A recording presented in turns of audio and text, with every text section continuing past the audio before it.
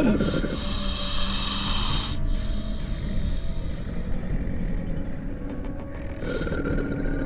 réveille-toi! Je me relève d'un coup sec et je vois devant moi une vision d'horreur.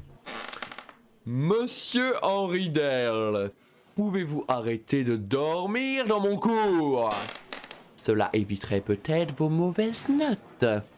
Je me suis encore assoupi en cours. Comment c'est possible d'être autant fatigué? Je sens un petit coup sur mon épaule. C'est Saol qui me regardait encore un peu perturbé par ce qui s'est passé. Je pourrais juste m'appeler Ed comme tout le monde. Saol ne put retenir son petit rire, et bien sûr, cela ne passe pas inaperçu. Monsieur Hall, un commentaire à dire sur la performance de votre camarade? Saol hoche la tête et Monsieur Durand reprend son cours, nous défigurons. Enfin libéré, je me presse avec Saol pour sortir, évitant notre professeur car sinon on ne sortirait pas avant 1 heure. Il avait pris la mauvaise habitude de nous attendre à la fin du cours pour nous réprimander de nos bêtises. Ce n'est pas de ma faute si je dors autant en cours, mes insomnies deviennent de pire en pire. Saol me prit par l'épaule, cela l'amuse de voir le professeur dans cet état ridicule. Après qu'il ait fini son fou rire, il me propose comme d'habitude de me ramener à la maison avec son précieux bijou, une Lamborghini plus verte qu'un trèfle à 4 feuilles. Je déteste cette couleur et sa signification. Débile. Je préfère prendre l'air frais et rentrer à pied. Saol part donc à fond comme à son habitude, je ne sais pas où. J'anticipe déjà mon programme pour ce soir, pressé de me détendre et de lâcher prise après cette journée.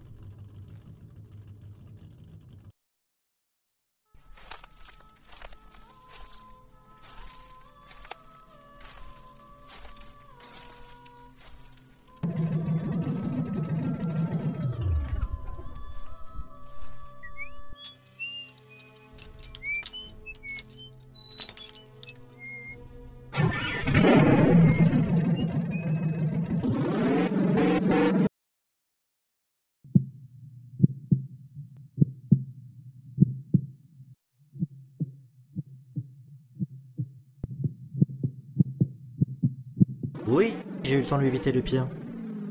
Je me retourne vers cette voisine qui reprend assez vite ses esprits, ce qui m'étonne. Je n'ai pas eu le temps de parler, qu'elle me demande directement de la ramener chez elle. Je la dépose tranquillement devant sa porte, elle me coupe et me propose d'entrer. Je refuse poliment, lui expliquant que je n'ai pas le temps. Mais avec mon cœur d'artichaut, une phrase me fait changer d'avis. Vous savez, jeune homme, je n'ai pas souvent de la visite. Cela me ferait du bien de vous rendre service en vous donnant un cadeau pour cette action. Ma vie est courte, et je préfère vous remercier tant que je le peux encore. J'accepte donc, mais précise que je ne peux pas m'éterniser. Pourquoi je suis si faible mentalement?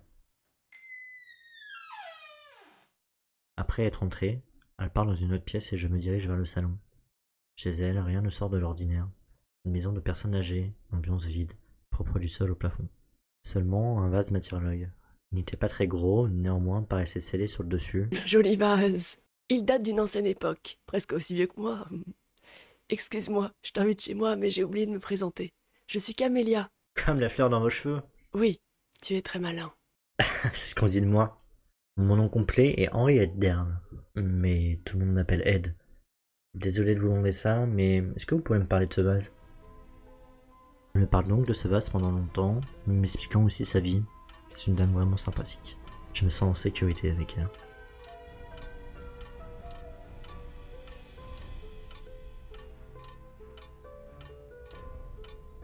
Mince, la nuit, elle est déjà tombée. Je m'excuse auprès d'elle, je dois partir. Elle me dit qu'il n'y a aucun problème. Vraiment adorable. Je suis prêt à rentrer, mais Camélia me tend le vase. C'est pour ta gentillesse. Je sais que tu en feras bon usage. Je peux pas accepter, mais elle insiste. Encore une fois, elle gagne, je prends le vase qui est plutôt léger. Juste avant de rentrer, je fais un dernier signe de la main vers Camélia qui me le rend.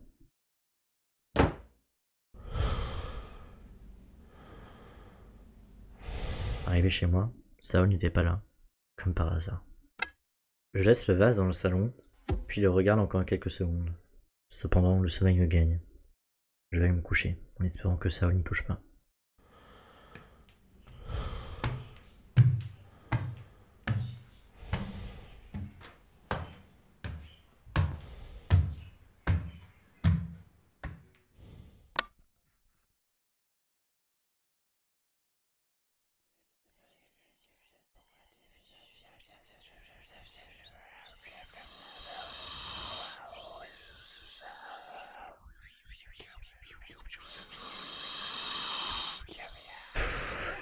J'ai mal à la tête. Pourquoi je suis réveillé?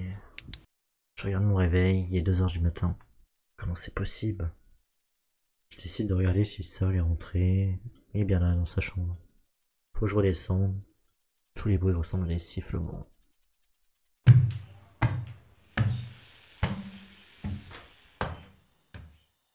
Même en bas, c'est pareil. Rien ne s'arrange. Je prends comme habitude de prendre un verre d'eau, mais là, c'est pire. Je sors donc. La nuit est sombre avec aucune lumière. Même la lune est cachée derrière les nuages. Bizarrement, mon corps se détend et les sifflements se calment, laissant place à une sorte de chant mystérieux. Tout devient paisible.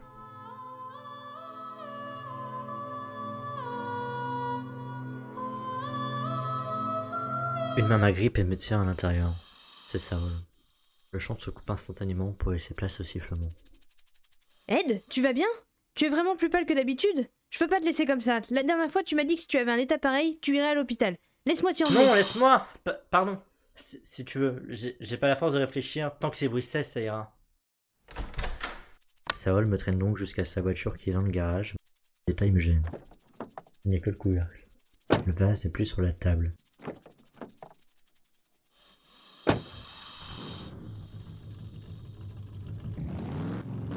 À peine sorti du garage, j'avais du mal à ouvrir les yeux à cause de la lumière de la lune, de la rue et des voitures.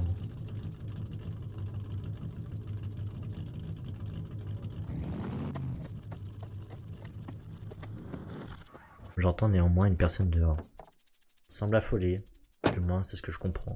Une femme ayant la trentaine parle avec Saul. Il essaie de la repousser. Je saurais pas expliquer, mais elle semble cependant inquiète pour moi. Avant de refermer mes yeux, je vois une fleur. Une camélia dans ses cheveux. Une seule phrase était compréhensible sur ses lèvres. Je te protégerai. Je suis la seule à pouvoir t'aider.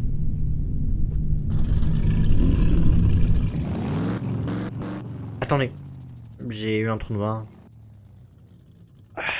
On est où, Saul? Sur la route vers l'hôpital.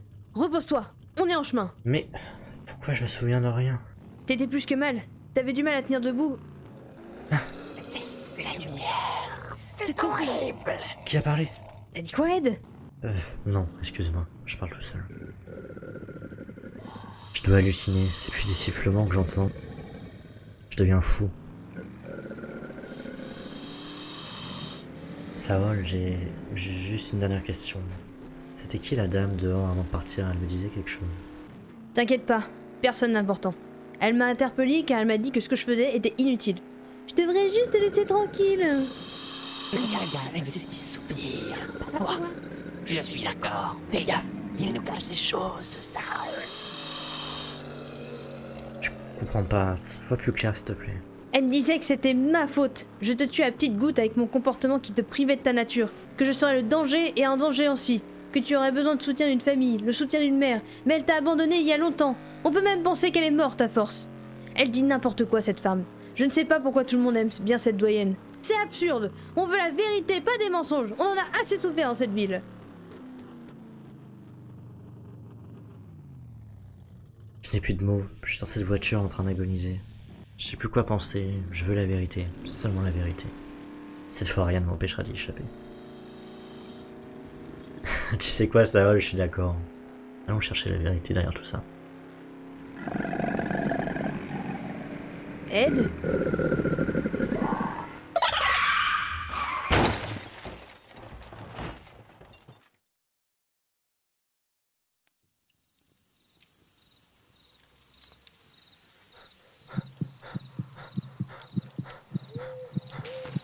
Qu'est-ce qui se passe? Je suis dans la forêt avec un crâne sur le point d'exploser, je sais plus quoi faire. On sait. Écoute-nous, tout ira bien. Quoi? Qui parle? Qu'est-ce que vous voulez de moi? Nous voulons la vérité, ainsi que la liberté. Regarde-toi dans l'eau, tout sera clair.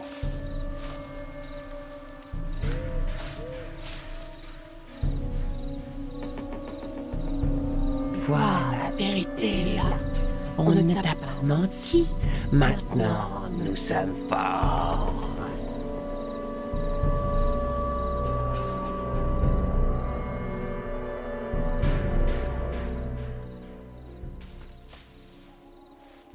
Ah. Où suis-je? Ed? Ed, où es-tu?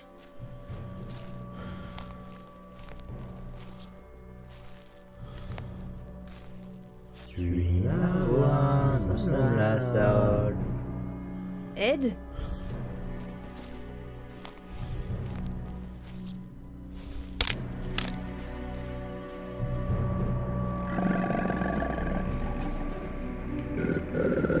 Oui, tu as réussi. Tu nous as trouvés.